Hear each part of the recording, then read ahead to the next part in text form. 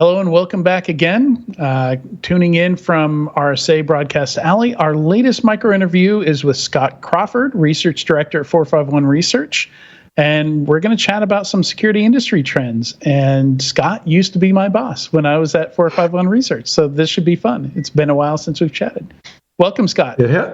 Thank you, Adrian. It has been a while. And yes, very pleased by the serendipity here. So great to have an opportunity to reconnect in front of a live audience.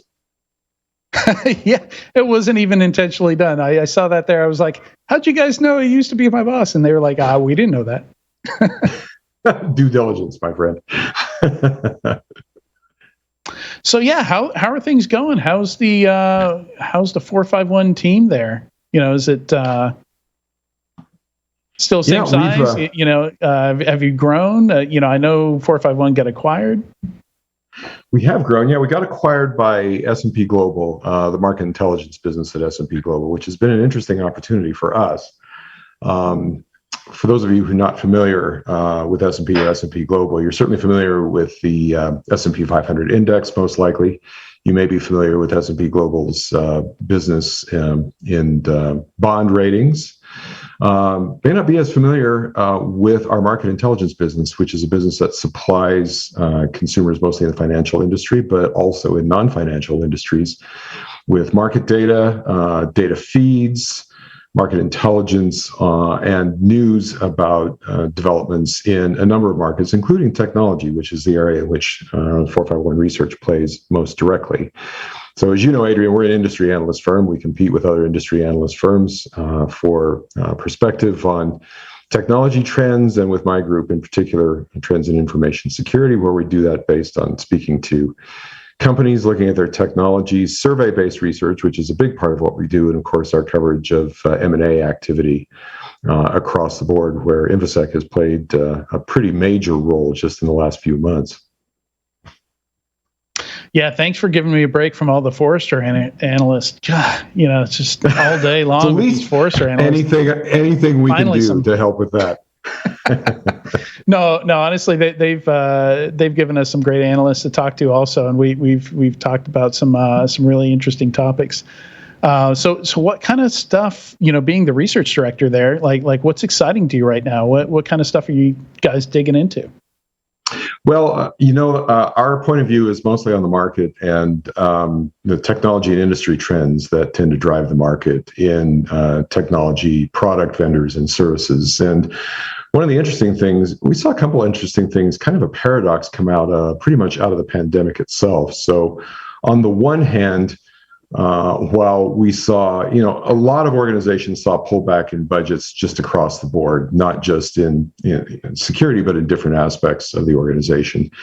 But some aspects of technology were affected less by the pandemic than others. So there was continued investment in technologies, particularly to enable remote work, and along with it, to enable security. In fact, one of the top areas for spending, actually the area that we were told was the most significant, the top priority for investment among organizations was information security during the pandemic, even above business continuity and resilience, customer user experience, business agility for adapting to work from home, work from anywhere. So security remains very much at the top of the list. And as far as budgets go, when you were with us, Adrian, you had seen security budgets continue to grow year over year.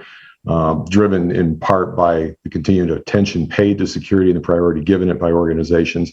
We did see that dip somewhat during the pandemic. Again, like a lot of areas of corporate spending, but not affected as much as others. And in fact, a rebound pretty much entirely back to pre-pandemic levels of security spending coming into 2021.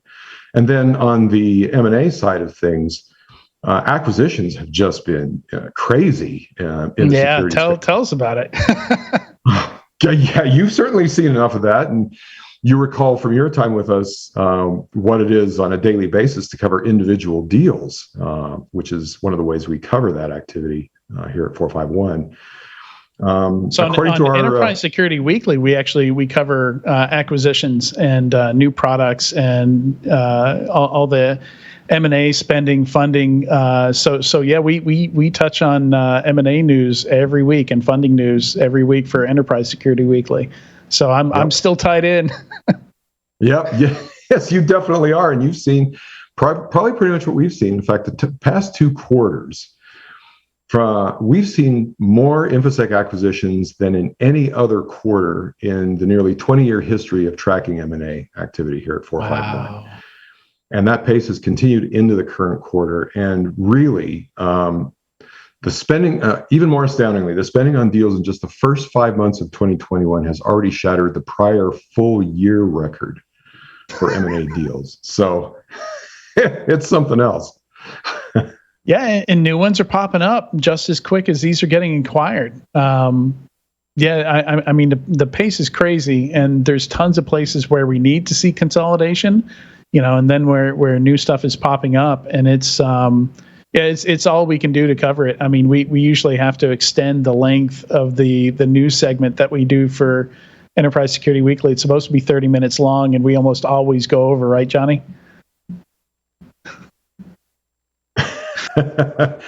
And you've been seeing some of the trends that are affecting the nature of security tech as well, too. I know you've been tracking these and looking at some of your vendor comparisons and some of the things that you've been looking at, technology trends around.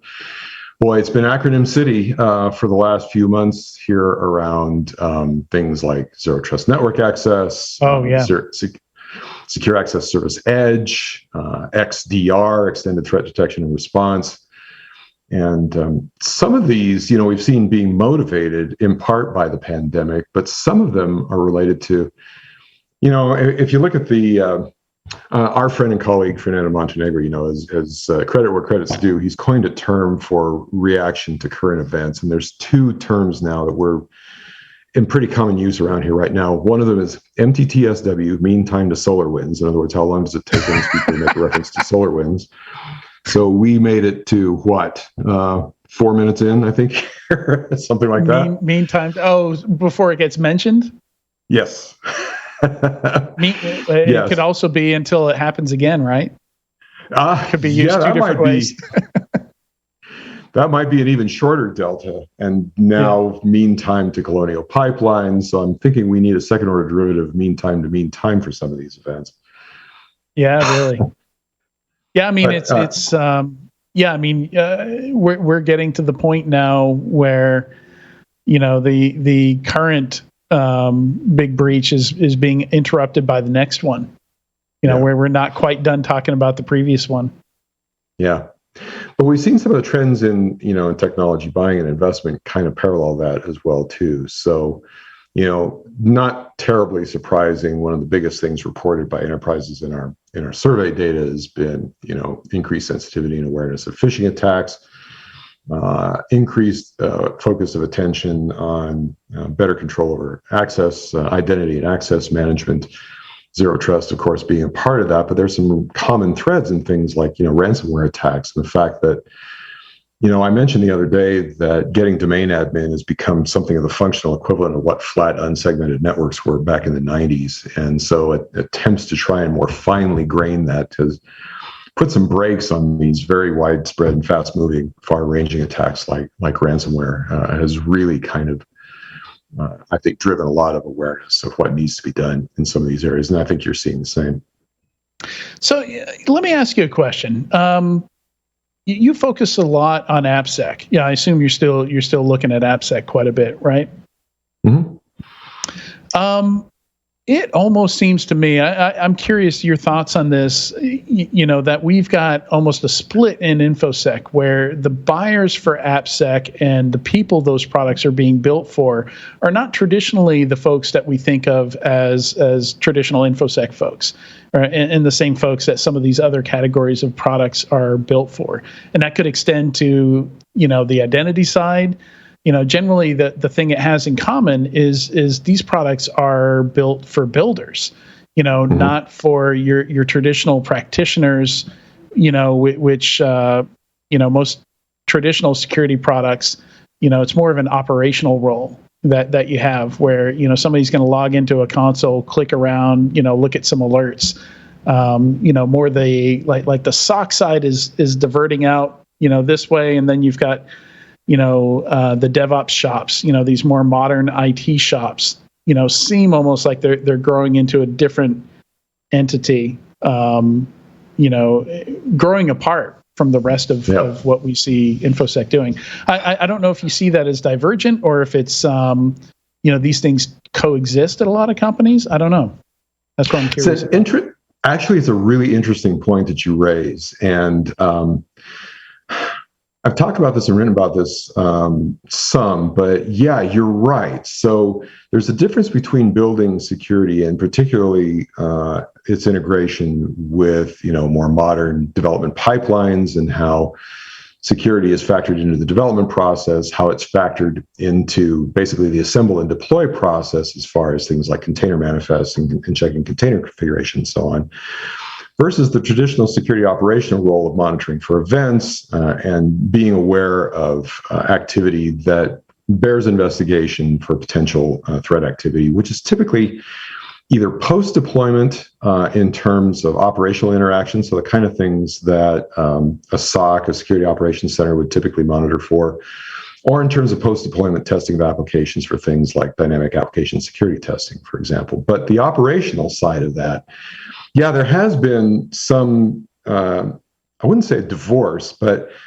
there's getting to be, a pipeline of security expertise. And it kind of parallels, I don't know if it's really dumbing this down to say that it kind of parallels the evolution of DevOps pipelines, but there's this expertise that's needed to become involved in application development and advise application developers on better security. In fact, our survey data is showing that there's growing parity between the involvement of development and security teams in integrating security in applications that's grown over just the last year, versus the operational visibility. So on the one hand, the DevOps tools, the application testing tools, those that integrate with DevOps automation to accomplish that as products are being built, staged, and deployed, versus what do you need to see in operations? And a lot of that visibility has focused, for more modern application environments, a lot of them have focused on visibility into cloud environments. So things like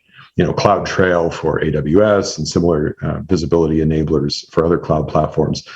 But that's factoring more into what's kind of under the general heading of IT observability. And security teams are just now getting a handle on, okay, for an operational visibility perspective, what do we need to know about what flies under the flag of IT observability to have better visibility into how those types of resources are being targeted? And that's a developing area of expertise, but it's one where I expect to see further growth. I expect to see vendors that have a role in both of those camps, both IT observability and things like security visibility, to have greater emphasis. We're already seeing this. You're undoubtedly seeing this as well with some of the endpoint telemetry players who can leverage the same endpoint agent functionality for cloud workload visibility, for example. So we're starting to see those come together operationally. But you're right. There is this somewhat specialization of expertise in development and building and deployment versus what you actually see in operations. So I expect we'll see further elaboration of expertise in those two domains continue to grow. And speaking of visibility, the very first category that we did product reviews on was attack surface management, and fascinating market to look at. One of the reasons I chose that as the first one to go after is because I didn't really understand it, and it just seemed like it was all over the place. And then I did the product reviews, and yeah, it's all over the place.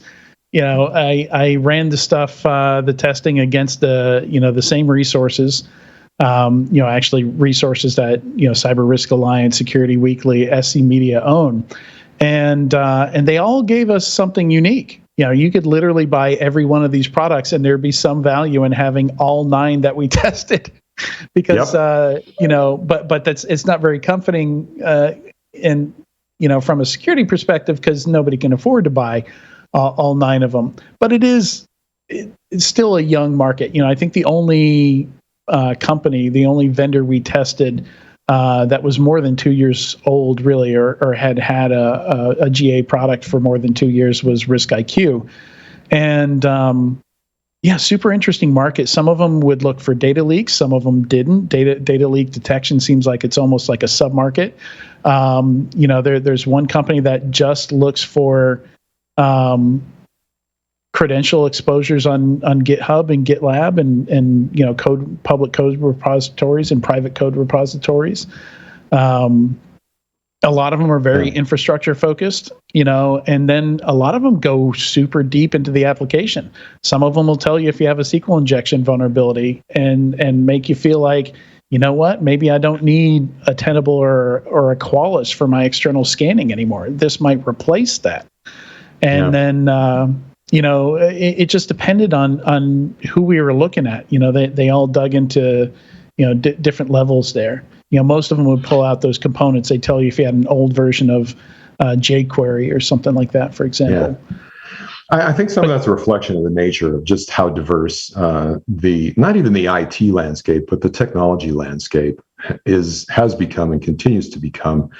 In tracking the growth of IoT, operational technology, industrial IoT in the enterprise.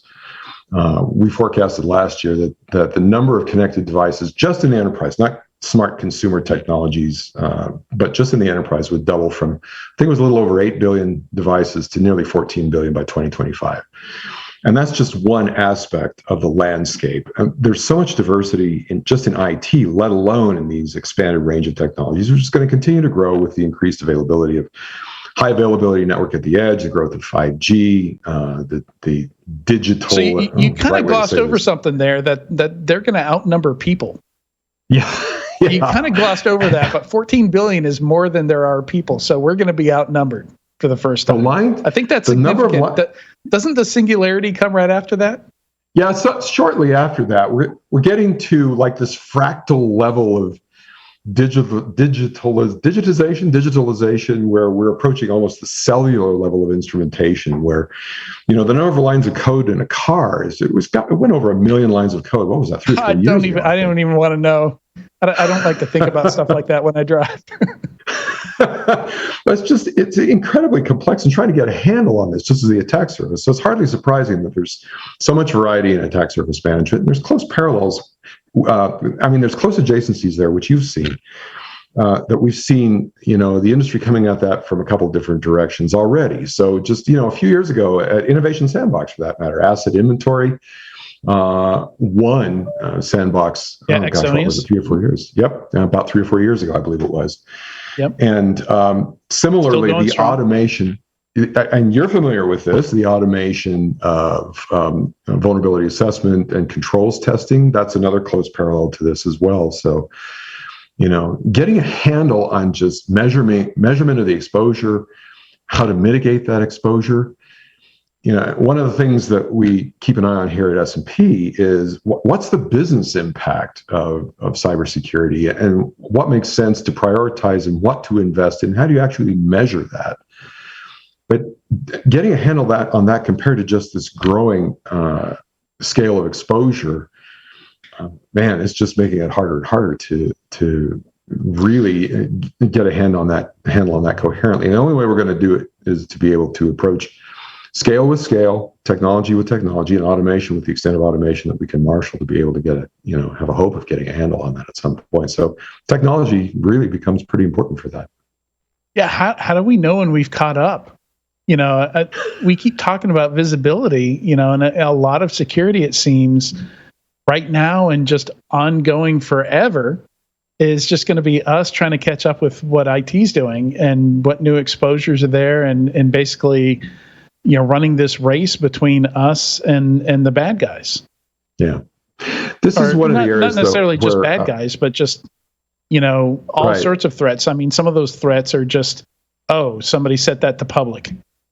Yeah, exactly. But this is one of the areas where, one of the other trends we've seen, in fact, we're seeing this here at RSA this week, this emphasis on risk management and an overused, cliche almost that we've used for a long time, is putting cyber risk. I remember a few years ago when we would ding ourselves, everybody has to have a drink when you mention the word cyber, and now it's all the time. But this idea of cyber risk management, and putting it in business terms. So we're seeing a lot more of that at RSA this year than I can recall seeing in past years. This is one of the areas where that sort of analysis can be helpful, because you can begin to see some common threads, both in terms of attack patterns, common areas where you can make some investment in mitigation. areas where you can, based on your approach to measuring and assessing risk, get a handle on some of the things that you can do to have most effect. Will that protect you from low frequency, high impact incidents? Not necessarily, but on the whole, getting a better handle on how you can make more intelligent use of the budget that you do have. I think we're starting to see progress in that direction, but some things around that I'd like to see yet still. One of them is that we don't yet have publicly available the body of what insurers have in terms of, if you will, actuarial data in terms of actual loss incidents. Yeah. And what are the factors contributing to those loss incidents? So our friends at Verizon do a pretty good job of incident analysis, which helps, but they don't see the payout end of that. That's something that would be really helpful to see more of from insurers, particularly. We start to see them pop up in material reports of breaches in 10Ks, annual reports such as they're available for public companies, but having a consistent body of evidence of loss data would do a lot more to help organizations prioritize where and how they spend their investments. So insurers, I'm looking at you, and I would like to see more of that from the insurance community. If it's a problem for you to pay out claims for things like ransomware, tell us where we need to make more consistent and better investments. Well, yeah, and what do you think of the executive order? Do you think that's going to help push in that direction? Since one of the requirements there is, some of the requirements are around reporting. Yeah. I think the jury's a little bit out on that. I think the intent is good. And of course, part of the intent is, the intent, I think, is good as far as the government, the U.S. federal government being one of the biggest, if not the biggest, buyers of technology generally. So it's going to have a disproportionate influence on the market, kind of the way, going back even to FSMA and beyond, before that, for that matter. PCI. So, yeah, exactly. So that's the intent. Will it work itself out in practice? I think that kind of remains to be seen. This is not the first time we've seen a pronouncement like this from the White House in particular. But there are some specifics in here that I think are promising. So things like making specific reference to things like software bill of materials. Our friend Sunil Yu had an interesting comment on that a few days ago before joining his current company, Jupiter One. One of the first things he asked him is, "Can I see your software bill of materials?" And they obliged. That's not all that common yet. So as far as setting some precedent for good practices, I think it's going to be beneficial, at least in that respect. Yeah, it's interesting. Their chief marketing officer, Tyler Shields, used to be at Forrester and is now one of the co-hosts on Enterprise Security Weekly, along with me and Paul. And so Neil and I just did a cyber defense matrix workshop a few hours ago, which went really well. So a lot of connections there. But yeah, and that's, I've seen a lot of positive stuff like that, companies really trying to be a good example of what they want to see in the market. And traditionally, we have not seen a whole lot of that. We've seen, I think everybody remembers the famous Veracode report that security products are second to worst in terms of code quality. Something like that, and we definitely need to turn around that image. Yeah.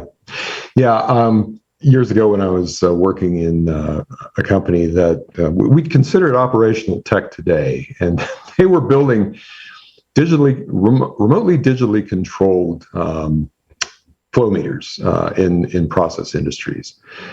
And so this is years before we started talking about digital operational tech and the issue that it is today. But even then, we were getting a little bit of pushback from those who worked in physical process industries, like in petroleum refineries, for example. And we were talking about our emphasis on service management and process control and process discipline. And they just didn't quite laugh themselves silly, but they said, until your process management can result in an explosion that will kill people, don't tell me about process discipline in IT and technology. It's pretty much.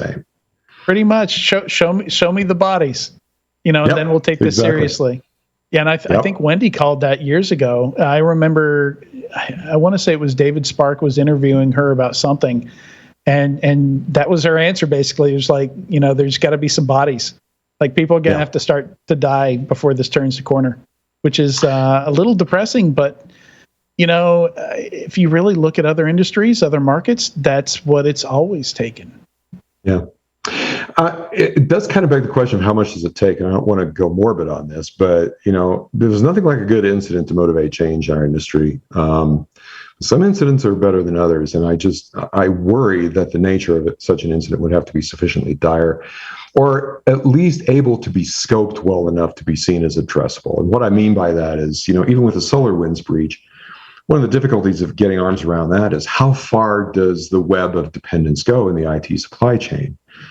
And what kind of measures would you actually introduce that wouldn't be seen as overly onerous to anyone to have to comply with? I mean, how much visibility do you need to have into an organization's commercial product development processes in order to have confidence that they're sound? Up to this point, we thought we've been doing pretty good to rely on signed code and validate those signatures and accept that signed code as being legit. Well, the ability to exploit trust in that has certainly been an issue just in the last few months. So how far does that visibility necessarily need to go? And that's one of the difficult this is an industry that's just rife with hard problems, but that attracts, got to say, the brightest and the best in technology to deal with some of these hard problems. So I prefer to think that there's promise on that side of the equation, at least.